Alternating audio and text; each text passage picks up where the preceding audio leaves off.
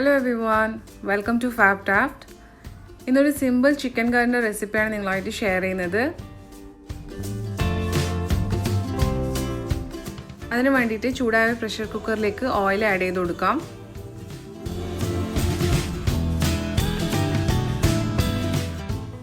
Oil ചൂടായി കഴിയുമ്പം ഇതിലേക്ക് നേരിയതായിട്ട് സ്ലൈസ് ചെയ്ത് വെച്ചിട്ടുള്ള സവാള ചേർത്ത് കൊടുക്കാം.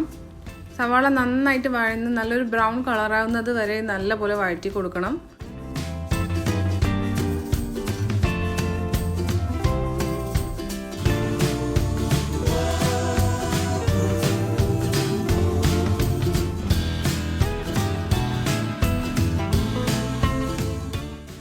സവാളൊക്കെ നന്നായിട്ട് വഴന്ന് വന്നിട്ടുണ്ട്, നല്ലൊരു ബ്രൗൺ കളറായിട്ടുണ്ട്. ഈ ഒരു സമയത്ത് ഇതിലേക്ക് ഇഞ്ചി വെളുത്തുള്ളി ചേർത്ത് കൊടുക്കാം.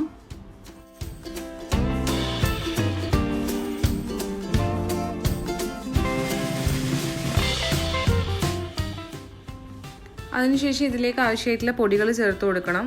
ഞാനിവിടെ മുളക് പൊടി, മല്ലിപ്പൊടി, മഞ്ഞൾപ്പൊടി, കുരുമുളക് പൊടിയാണ് ചേർത്ത് കൊടുക്കുന്നത്.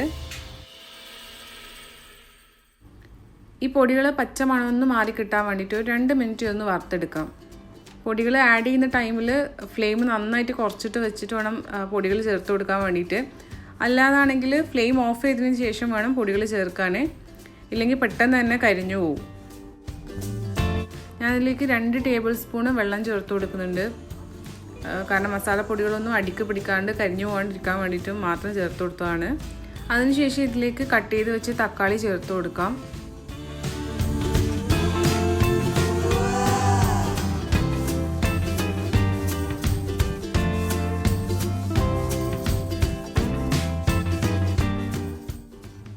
ആവശ്യത്തിന് ഉപ്പും പിന്നെ കുറച്ചും കൂടെ വെള്ളം കൂടെ ചേർത്തിട്ട് തക്കാളി ഒന്ന് സോഫ്റ്റ് ആവുന്നത് വരെ ഒരു 2 മിനിറ്റ് ഇതൊന്ന് കുക്ക് ചെയ്തെടുക്കാം.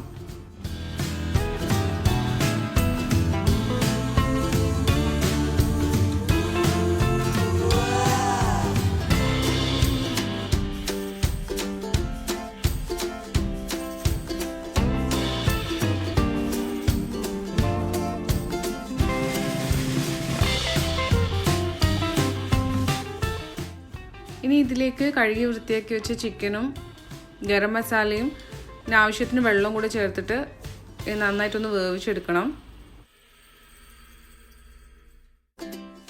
കറിൻ്റെ എരിവ് നിങ്ങളുടെ ടേസ്റ്റിനനുസരിച്ചിട്ട് അഡ്ജസ്റ്റ് ചെയ്ത് കൊടുക്കാം. ഇപ്പം നല്ല എരിവ് വേണമെന്നാണെങ്കിൽ മുളക് പൊടി ഒരു 1.5 ടേബിൾ സ്പൂൺ വരെയൊക്കെ ഇട്ട് കൊടുക്കാം.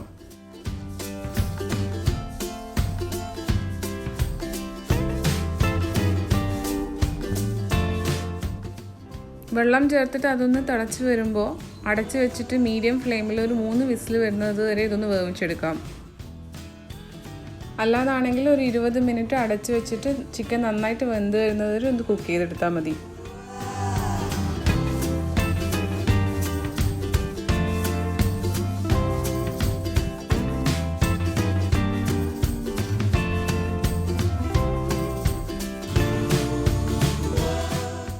ചിക്കന് കുക്ക് ചെയ്തെടുത്തിട്ടുണ്ട്. പ്രഷറൊക്കെ നന്നായിട്ട് പോയതിന് ശേഷം ഇതൊന്ന് തുറന്ന് നോക്കാം.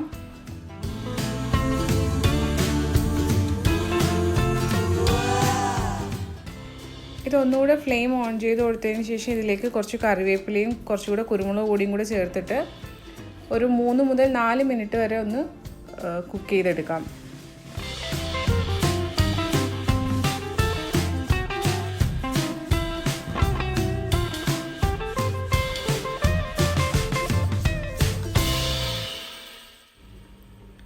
അപ്പോൾ ഇത് ഇത്രയും മതിയാവും. നമുക്ക് ഫ്ലെയിം ഓഫ് ചെയ്ത് കൊടുക്കാം. അപ്പോൾ എല്ലാ വീഡിയോയിലും പറയുന്ന പോലെ വീഡിയോ ഇഷ്ടമാണെങ്കിൽ ലൈക്ക് ചെയ്യാനും ഷെയർ ചെയ്യാനും മറക്കരുത്. അതുപോലെ തന്നെ ഈ ചാനൽ സബ്സ്ക്രൈബ് ചെയ്യാതെയാണ് നിങ്ങൾ വീഡിയോസ് കാണുന്നതെങ്കിൽ ചാനൽ സബ്സ്ക്രൈബ് ചെയ്ത് സപ്പോർട്ട് ചെയ്യുക. ഞങ്ങൾ വീഡിയോസ് അപ്ലോഡ് ചെയ്യുമ്പോൾ തന്നെ നോട്ടിഫിക്കേഷൻ കിട്ടാൻ വേണ്ടിയിട്ട് ബെൽ ഐക്കണിലും കൂടെ ഒന്ന് പ്രസ് ചെയ്യാം. Thank you for watching.